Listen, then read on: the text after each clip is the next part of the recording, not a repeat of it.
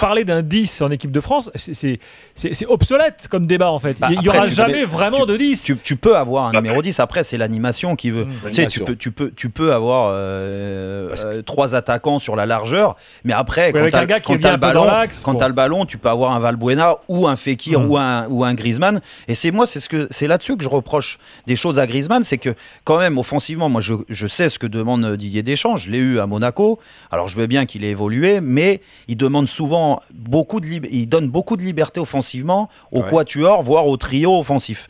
Donc ça veut dire qu'eux peuvent permuter, mais après il faut avoir l'intelligence et le coffre pour pouvoir se replacer sur la largeur. Benzema, il veut pas le faire en équipe de France, quand il est en pointe, il reste en pointe, il n'a pas envie d'aller sur le côté gauche et sur le côté droit. Valbuena le fait naturellement sur le côté droit.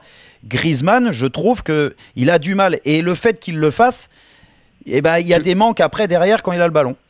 Et tu as raison de souligner dans le replacement, parce que rappelle-toi, pendant cette Coupe du Monde, lorsqu'il y a eu ce fameux match où il y avait Benzema qui était il y avait du Giroud avec Benzema, et Benzema il se dit attends, lui il reste axial et on me demande à moi de me replacer, pas du tout, hors de question. Et puis c'est là qu'il y a eu les changements. C'est vrai que l'animation, le positionnement, l'équilibre, la bonne place des uns et des autres pour qu'ils puissent être le plus efficace possible. Après, Griezmann à gauche, Griezmann à côté dans un losange.